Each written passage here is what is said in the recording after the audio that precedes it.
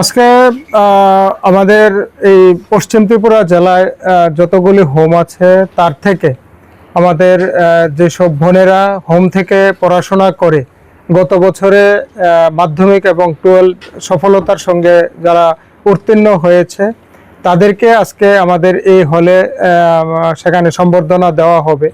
তো আপনারা জানেন আমাদের দেশের মাননীয় প্রধানমন্ত্রী বেটি বাঁচাও বেটি পড়ার ডাক দিয়েছে।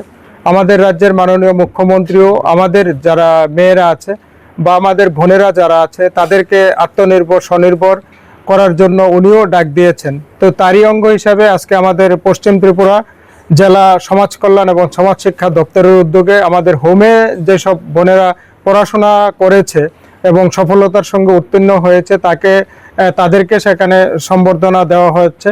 উদ্দেশ্য আমাদের একটাই, যাতে আমাদের কোনো বোন বা কোনো মেয়ে সেখানে পড়াশোনা থেকে বেরিয়ে না যায়, তাদের যাতে পড়াশোনা তারা চালিয়ে যেতে পারে, সেটার আমাদের মূল লক্ষ্য।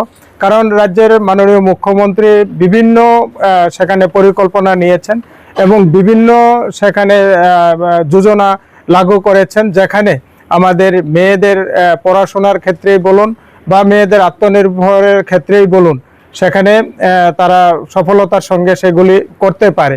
তো আজকের দিনে যদি কেউ বলে যে টাকার অভাবে কোনো মেয়ের পড়াশোনা বন্ধ হয়ে যাচ্ছে, সেটা ঠিক না। মাননীয় মুখ্যমন্ত্রী সেখানে সচেষ্ট আছেন যাতে টাকার অভাবে কোনো মেয়ের পড়াশোনা বন্ধ না হয়, তার জন্য সরকার সেখানে ব্যবস্থা করছেন বিভিন্ন স্কিমের মাধ্যমে। আজকের যে অনুষ্ঠান সেটা থেকে আমি আরেকটা বার্তাও দিতে চাই। আমাদের রাজ্যের মাননীয় মুখ্যমন্ত্রী উনি চাইছেন যে আমাদের একটা নেশামুক্ত এবং আমাদের বাল্যবিবাহ মুক্ত সমাজ গঠন হোক। তো বাল্যবিবাহ মুক্ত যদি সমাজ আমরা গঠন করতে চাই, তাহলে আমরা প্রত্যেকটি বালিকাকে সেখানে আমাদের স্কুলে নিয়ে আসতে হবে এবং উচ্চশিক্ষার জন্য কলেজে নিয়ে যেতে হবে। তো আমাদের যাতে কোনো বালিকা যাতে সেখানে অল্প বয়সে যাতে বিবাহ না হয়, তার জন্য আমি তার অভিভাবক যারা আছে, মা বাবা পিতা মাতা যারা আছে, তাদের প্রতি আহ্বান রাখবো যে আপনার মেয়েকে নির্দিষ্ট যে বয়স আছে সেই বয়সের আগে কোনোভাবেই আপনারা বিবাহ দেবেন না।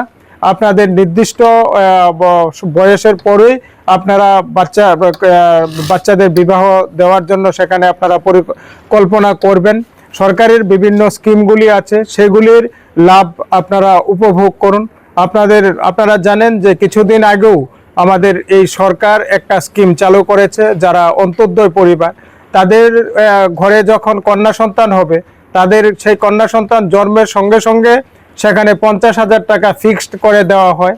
আবার যদি এখন কোনো অন্তোদ্যয় পরিবারের কোনো মেয়ের বিয়ে হয়, বিয়ের ক্ষেত্রেও সেখানে 50,000 টাকা দেওয়া হয়।